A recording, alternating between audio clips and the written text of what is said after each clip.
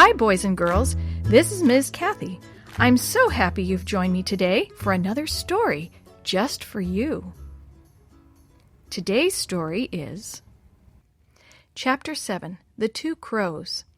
As the next few days went on, things pretty much returned to normal. Chris didn't hear much about buried treasure from Sammy, Dee Dee, and Jenny at school. It seemed as if they had given up on the idea. Willie went to another school, so Chris didn't hear from him at all. Even Ryan, who had seemed to supply enough enthusiasm for the rest of the group, had turned his energies back to baseball. On Thursday after school, Chris and Maria were standing by the school fence when Mrs. Vargas drove up and beeped the car's horn. They climbed into the car, Maria in the front and Chris in the back. "So how was school?" Mrs. Vargas asked, looking in the rearview mirror at Chris as they pulled out into the street. "Oh, okay, I guess," Chris said unenthusiastically. "Math's going to be a killer this year." "Have much homework?" Mrs. Vargas asked, looking in the mirror and then at Maria.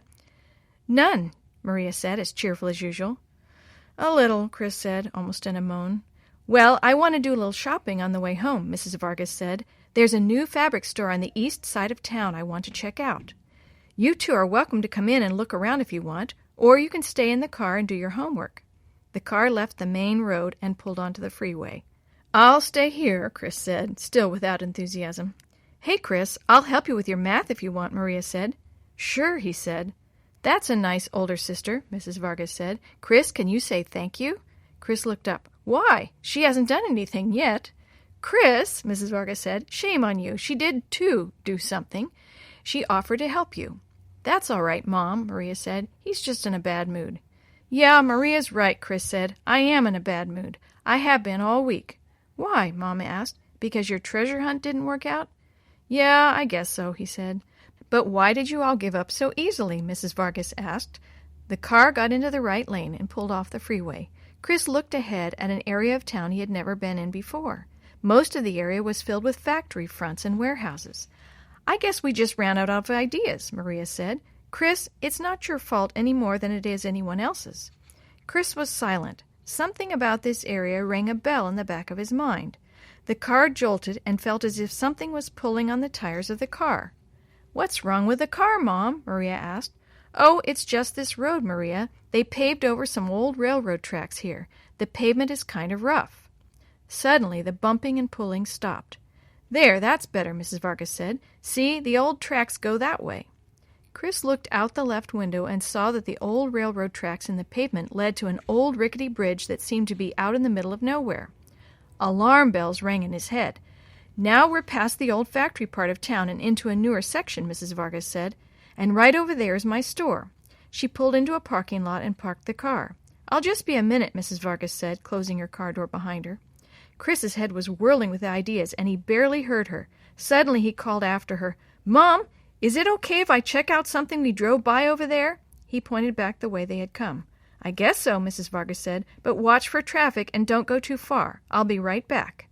"What do you want to check out?" Maria asked, following Chris out of the car. "A bridge. A railroad bridge," Chris said. "A bridge? Why would they need a bridge around here?" Maria asked. "Exactly," Chris said. "The river is miles from here." And he broke into a run.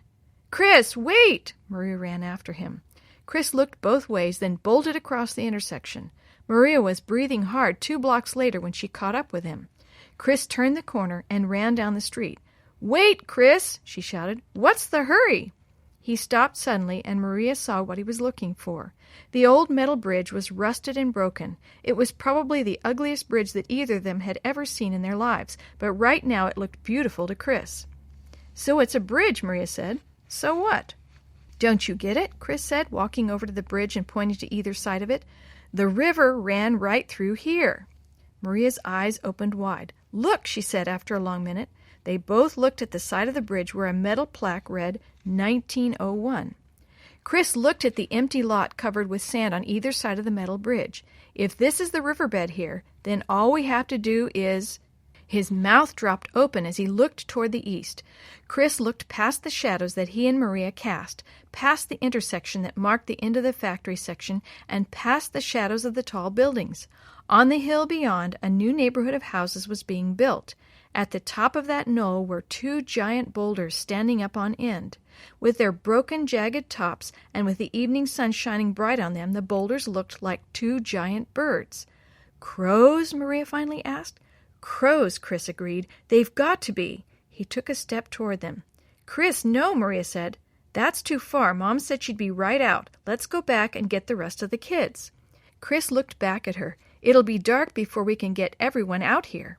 Maria stepped forward and grabbed his arm. "What can you accomplish tonight that you couldn't do tomorrow? Friday is a short day for school. Let's come back in the daylight tomorrow. Prepared. Isn't that the treasure hunter's code? Be prepared?" "That's the Boy Scouts," Chris said, "but I get the picture." "In the meantime," Maria said, "let's just keep this to ourselves, okay?" It was hard to hold down their excitement around Mom and Dad, but they wanted to be able to solve this mystery on their own.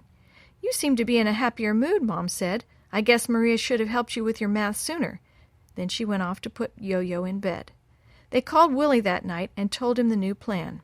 Chris told Ryan the next morning before school, and Maria let the shoebox kids know at the first recess.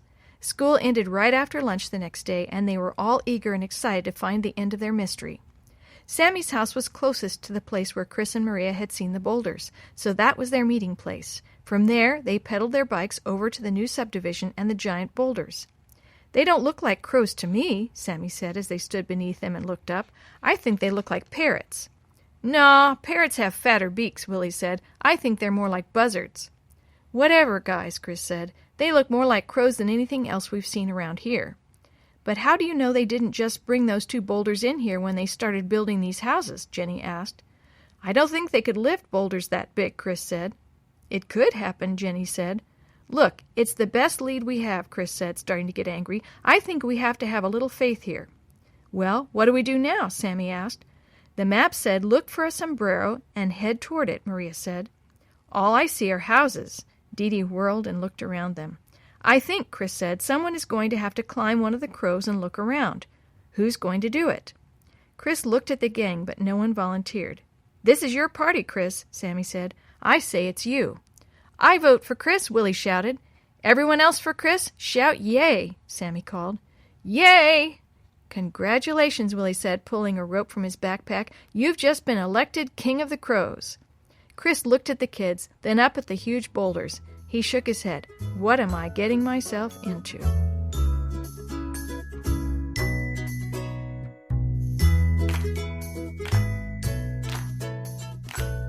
The story you have heard today is a chapter of the Shoebox Kids, Book 1, The Mysterious Treasure Map. It was written by Jerry D. Thomas and used with permission from the Pacific Press Publishing Association. If you're interested in any other books published by the Seventh-day Adventist Church, please visit AdventistBookCenter.com or call 1-800-765-6955.